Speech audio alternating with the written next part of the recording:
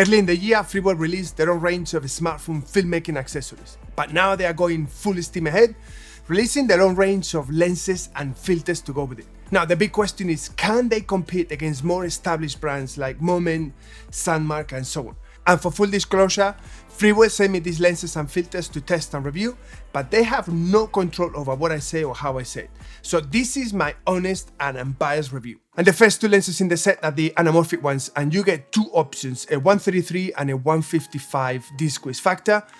And let me tell you one thing, they look and feel really nice because you not only get two very different field of views, but you also get these really nice lighting streaks that you get in high-end movies. So if that's something that you're into, these two lenses are really nice. They're very sharp, they're almost no distortion around the edges at all. They do feel a little bit heavy, but nothing that you can't easily manage.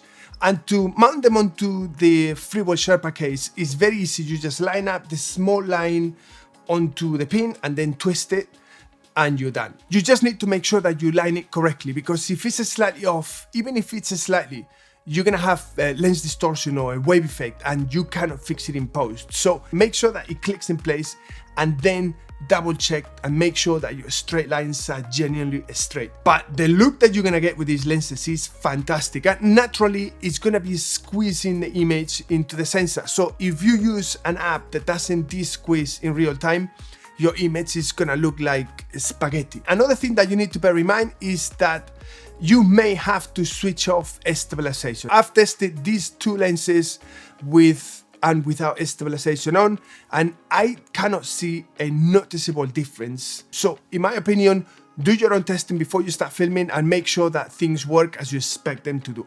But if there is one accessory that I strongly recommend that you get, or if you already have it that you use, is a gimbal. Because when you film with these lenses, there is a certain expectation for camera movement and to have it really nice, slow and cinematic. So by using a gimbal, you're gonna make sure that you get these really amazing looking shots.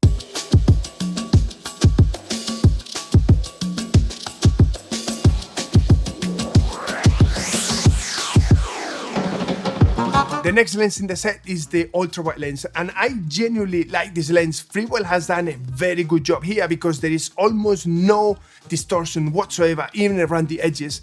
The quality of the glass is really good. It's not as wide as the default ultra-wide on the iPhone, but I personally feel that the ultra wide on the iPhone a lot of the times is just too wide when you just want to do normal filming. It's okay for selfies and vlogging because you want to capture as much of what's around you, but when it comes to normal filming, I think it's just too wide.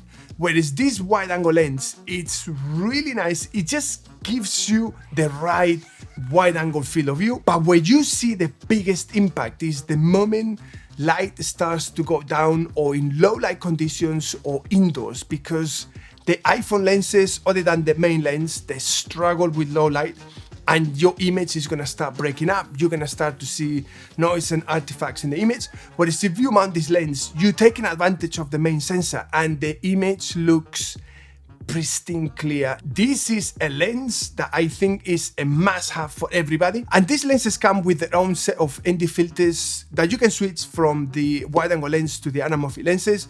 It goes from 8 to 64, and they are really nice filters for sunsets, sunrises and cloudy days. You get a consistent image. You don't have to worry about hue issues or tinting as you have on the variable ND. The problem comes up the moment you have to deal with sunlight, because an ND64 is just not enough, because if you try to stick to the 180-degree rule, it's just not gonna happen. And this is the perfect example. Look, before I was perfectly exposed, now I walk into the sun and look how my face is beginning to glow. And this is in a late afternoon, heading into autumn, and it's about 10 or 11 degrees. I'm gonna give you another example as to why an ND64 is not enough when dealing with a bright sunny day. Because this is an early morning, 10:15 a.m. on a winter day, and as I'm in the shade, my skin is correctly exposed. But look what happens when I walk under the sun. You know, my skin is beginning to glow like a Christmas tree. And this is on a winter day. Imagine on a spring or summer day where the intensity is so much more. But if you film a sunrise and sunset or on a cloudy day, The range from 8 to 64 is more than enough, and it's gonna give you really nice images. But if there is one lens that has surprised me big time, is the 90mm macro lens that they have. It's nowhere near as close as the macro lens effect that you get on the ultra wide on the iPhone, but with this 90mm macro lens from Freewell, you get a really nice separation between your subject and the background. And it's really nice. I've been really surprised with this. You cannot use any of the filters that Freewell provides because of the curvature of the lens, but most of the times you're gonna be using such a close focal range that it doesn't really matter. These are 4 lenses that integrate really well with the previous Sherpa kit that Freewell released, so the same cage works, the same hand grip works. So everything that was good with the initial Sherpa kit is gonna be just as good with these additional lenses and filters. So are there any negatives? Because the perfect piece of equipment doesn't exist, and this one isn't either.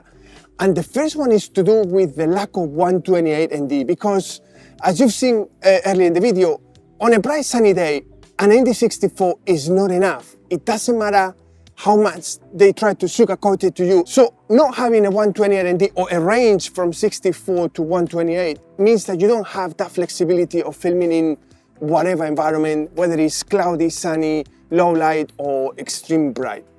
So that's a big issue, and it seems that I'm the only person that has raised this to Freewell, which I find a little bit incredible. Please let me know in the comments below if sticking to the 180-degree rule is important or relevant to you, because I find it hard to believe that I'm the only person requesting this, but maybe I'm barking up the wrong tree and this is something that is not relevant to you guys. Another one is to do with the design of the actual filters, because they don't have a thread at the front, which means that you cannot add or stack filters. And that's also very limiting, because Freewell does other filters other than the ND. You got the CPL and the Promise, and it would be really nice to be able to use those outdoors, not just indoors. But I'm working on a solution that I will probably have ready in the next couple of weeks. So if this is something that is interesting to you or you feel it's relevant, don't forget to subscribe to the channel, because I'll be posting that video really soon. And this is a bit of a cosmetic whinge, if you want to call it.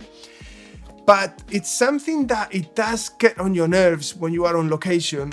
I wish they would offer something that is more discreet, like these pouches that I have. This is a lot easier to put in your camera bag discreetly and much easier to transport than having to find a space for a big box like this that is never gonna fit in your camera bag. Now, does this mean that these issues make these filters unworkable? Absolutely not. I think these lenses and filters are really good. The NDs that come with these lenses are of really good quality, and every manufacturer has problems that you need to work around. The perfect piece of equipment doesn't exist. And I recently upgraded some of the lenses from a different manufacturer, and they've created a new wide-angle lens, and now the filters that they themselves make, they don't fit that lens, and I had to get a step-up ring. So you're gonna find nagging issues and challenges in every piece of equipment that you buy. You just have to make it work. And like I said earlier, I'm working on a solution that I will have ready in the next couple of weeks.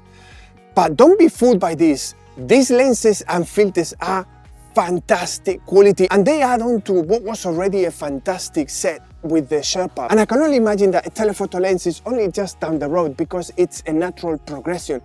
And once you get that telephoto lens, you have a complete package. And the quality that you get out of these lenses, it's really good. The image is really sharp. The macro lens is gorgeous. So do I recommend these lenses? Yes. Honestly, this is such a good range of accessories for the smartphone. But in the end, getting amazing looking footage is not just about lenses and filters. It's about using the right camera app and sound, getting good, clean and reliable audio. So in that regard, I've got this video here going through the Blackmagic camera app, and I've got this other video up here going through the Hollyland wireless radio mics. Both of these two are things that I think are essential for any smartphone filmmaker. So click on any of them and I'll see you there.